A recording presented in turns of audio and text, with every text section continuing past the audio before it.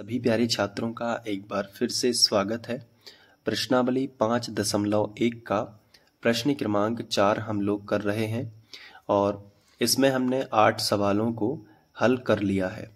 आज हम 9वां सवाल करेंगे और 10वां सवाल इस वीडियो लेक्चर में करेंगे।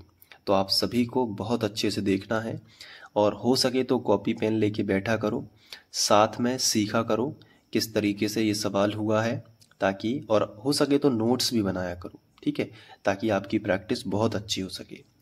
9वां क्वेश्चन और 10वां क्वेश्चन, ठीक है, अच्छे से करेंगे। सबसे पहले ये जो 9वां क्वेश्चन है इसको हम अलग से लिख लेते हैं। तो 9वां क्वेश्चन आपको स्क्रीन पे दिख रहा होगा। अब देखो ध्यान से, इसमें करना क्या है। ये एक संख्याओं की सूची है। सबसे पहले पता करना है कि ये समांतर श्रेणी है या नहीं है। ये सबसे पहले पता करना है कि ये समांतर श्रेणी है या नहीं है। तो लिखेंगे दी गई संख्याओं की सूची, और जो हमें दिया गया है ना बेटा उसको लिखेंगे, जैसे 1, 3, 9, 27, डैश डैश डैश डैश। ये है संख्याओं की सूची। अब इसमें हमें चेक करना है कि ये एपी है या नहीं है। तो दूसरे नंबर के पद में से पहले नंबर का पद घटाएंगे और तीसरे नंबर के पद में से दूसरे नंबर का पद घटाएंगे और चौथे नंबर के पद में से तीसरे नंबर का। अगर इन सभी के मान बराबर हैं तो एपी है। चलिए करते हैं। तो A2 माइनस A1 सबसे पहले करेंगे। तो देखिए A2 कितना है बेटा 3, तो यहाँ पे लिखेंगे 3 माइनस A1 कितना है 1, तो 1 लिख लो, बराबर लगा लो। 3 में से 1 चला जाएगा तो 2 बचेगा। इतना समझ में आ गया, ठीक है। अब तीसरे पद में से दूसरा पद घटाना है। तीसरा पद क्या है बेटा, पहले तो A3 माइनस A2 कर लो, यहाँ पे A3 माइनस A2 इतना कर लोगे, फिर बराबर के नीचे क्या लगा लोगे, बराबर। तीसरा पद क्या है 9, तो 9 लिख लेना, माइनस दूसरा पद क्या है 3, तो यहाँ पे 3 लिख लेना। अब 9 में से 3 घटाएंगे तो कितना आएगा आप खुद बताओ। 9 में से 3 घटाओगे तो 6 आएगा। तो क्या ये दोनों बराबर हैं? आप कहोगे सर बिल्कुल भी बराबर नहीं है ये, तो आगे निकालने की ज़रूरत नहीं है, क्योंकि एक जगह भी अगर डिस्टर्ब हुआ है तो आगे जाने की ज़रूरत नहीं है। ये एपी नहीं है, यहीं पे प्रूव हो गया।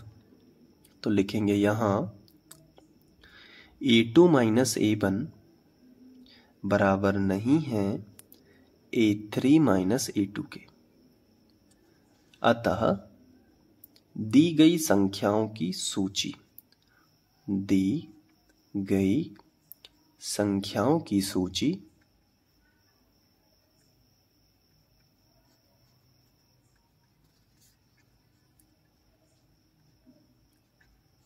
एपी नहीं है। एपी नहीं है क्योंकि बराबर ही नहीं है।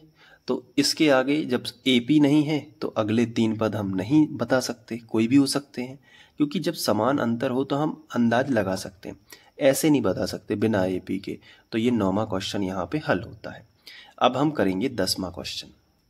तो अलग से हमने 10वां सवाल लिख लिया है। इसमें भी हमें सबसे पहले चेक करना है कि एपी है या नहीं है। अगर एपी है तो फिर हम इसके अगले 3 पद ज्ञात करेंगे।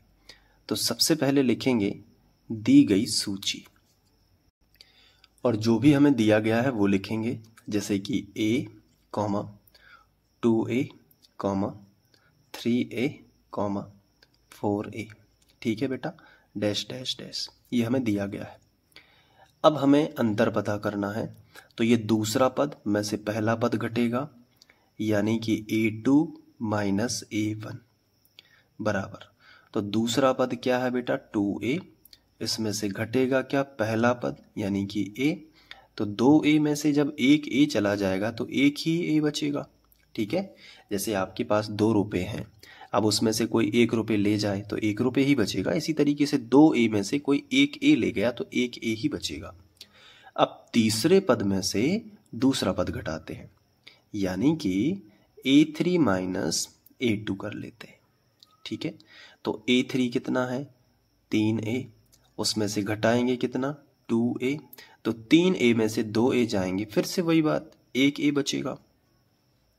इसी तरीके से चौथे पद में से तीसरा पद घटाएंगे तो आएगा a4 माइनस a3, तो क्या होगा 4a माइनस 3a। तो 4 में से 3 गया तो कितना बचा, 1a बचा। क्लियर हुआ कि नहीं? तो अब हम कह सकते हैं,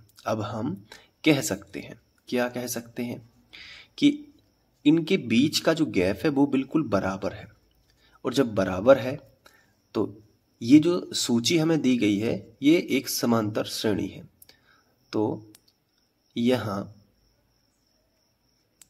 a2 माइनस a1 बराबर है किसके, a3 माइनस a2 के, वो भी बराबर है किसके, a4 माइनस a3 के, और इस सभी का आंसर कितना आ रहा है, a। अतः दी गई सूची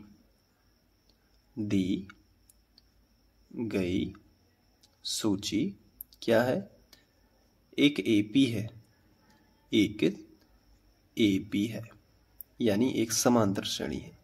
और जब समांतर श्रेणी है तो इसमें A का मान पता कर लो, तो A का मान क्या है, तो A का मान तो A ही है।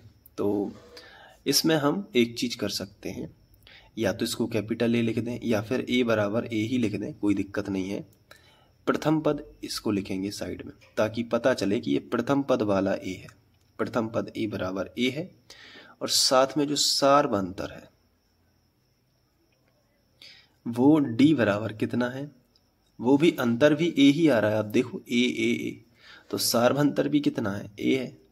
तो ये इस तरीके की कंडीशन बन गई है इसमें कि देखो प्रथम पद भी A है और सार्वंतर भी A है। तो अब हम अगले 3 पद निकाल सकते हैं। तो हम हेडिंग लगाएंगे अगले 3 पद। कैसे निकाल पाओगे, देखो 4 पद तो दिया गया है, 5वां पद A5 होता है। तो A5 क्या निकालोगे, A प्लस 4D है ना बेटा, A प्लस 4D। तो A का मान बताओ, आप कहोगे सर A का मान तो A ही है, चलो ठीक है 4। D का मान बताओ कितना है, A है, तो D की जगह पे A रख लो।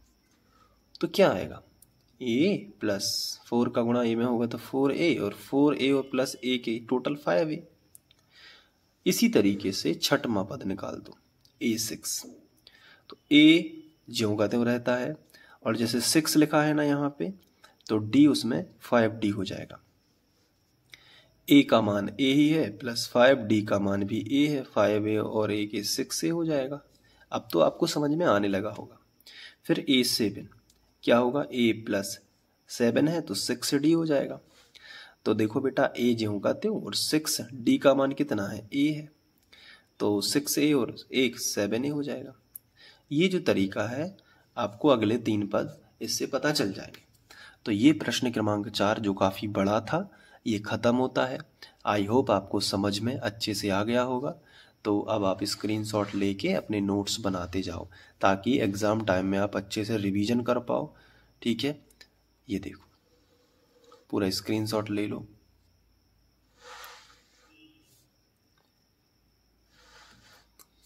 क्लियर?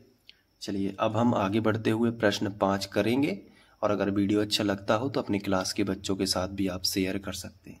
Thank you.